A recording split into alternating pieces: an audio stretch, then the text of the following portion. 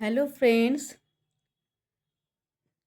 তো তোমরা সকলেই জানো যে এখনকার যে শিক্ষা ব্যবস্থা, বিশেষ করে আইসিএসসি বোর্ডে তো পড়াশোনার প্রচুর প্রেশার। তো আমার ভাইও আইসিএসসি বোর্ডে পড়েছে, সে সময় এত প্রেশার ছিল না।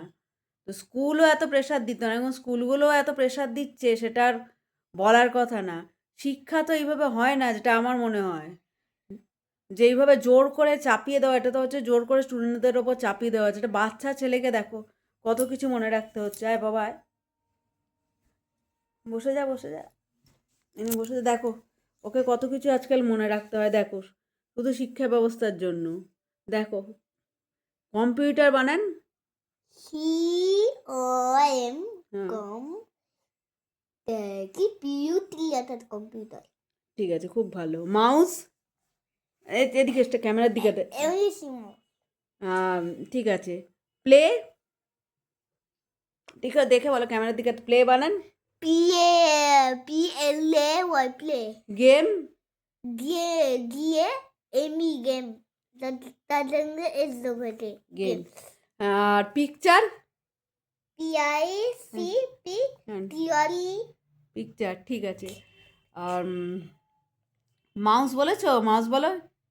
এমনিসিমো আচ্ছা টেল, PIL টেল আচ্ছা plum, PLM plum dust, DUST dust আচ্ছা মনিটর, MOI কি বলো। MONI মনি তোর মনিটর আচ্ছা ঠিক আছে। টোয়াইস, TWIC টোয়াইস ওকে, বেশ ভালো। ওয়ান্স, উইমন এসএস press, place button, mouse button, say button, BUTTONS buttons, হ্যাঁ ঠিক আছে, খুব ভালো। ড্র বানান, হ্যাঁ DRA W ড আচ্ছা। What is harmful for the computer? DUST dust হ্যাঁ। A mouse as a body অ্যান্ডেড, TLL টেল দেখো একটা বাচ্চা ছেলেকে আরো আরো ওর অজস্র এরকম বানান আছে যেটা ওকে মনে রাখতে। এই তো কটা মাত্র। কল্ড বানান, হ্যাঁ কল্ড কল্ড কল বলে called mouse, why mouse is called pointing ডিভাইসে called, CLL the called CLLED called, হ্যাঁ ঠিক বলেছ। তো এগিয়ে এসো।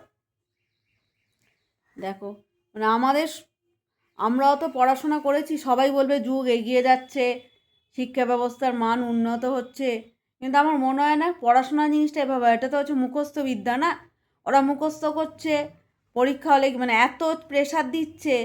আমরা যেটা করেছি, আমরা জিনিসটা রপ্ত করতে পেরেছি, আমাদের শিক্ষা ব্যবস্থা, আমরা জিনিসটা বুঝে পড়েছি।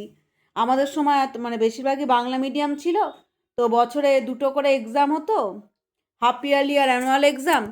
তো আমরা জিনিসটা যতটা ভালোভাবে শিখেছি, আমরা টাইম পেয়েছি শেখার জন্য। এদের বছরে আমি হিসাব করে দেখেছি 10 মাস ক্লাস হয়। যদি আমি সামার ভ্যাকেশনের 1 মাস ধরিও, সেক্ষেত্রেও কিন্তু পুরো 12 মাস ক্লাস হচ্ছে না। যদিও সামার ভ্যাকেশনে 1 মাস ছুটিই থাকে, তো সেটাও আমি ধরে নিচ্ছি ক্লাস হচ্ছে হিসেবেই ধরে নিচ্ছি। যদি সামার ভ্যাকেশনের 1 মাস বাদ দেওয়া হয়, তাহলে সেক্ষেত্রে হচ্ছে 10 মাস ক্লাস। এপ্রিল মাসে শুরু হচ্ছে, আপনারা হিসেব করুন। April, May, June, July, August, September, October, November, December, January, 10 মাস। ফেব্রুয়ারিতে সব স্কুলের অ্যানুয়াল এক্সাম শুরু হয়ে যায়, তো সেখানে ফেব্রুয়ারিটা তো টাইম পাচ্ছে না পড়ার জন্য। তো হিসেব করে দেখতে গেলে 10 মাস ক্লাস হচ্ছে, তো তার মধ্যে 6টা পরীক্ষা।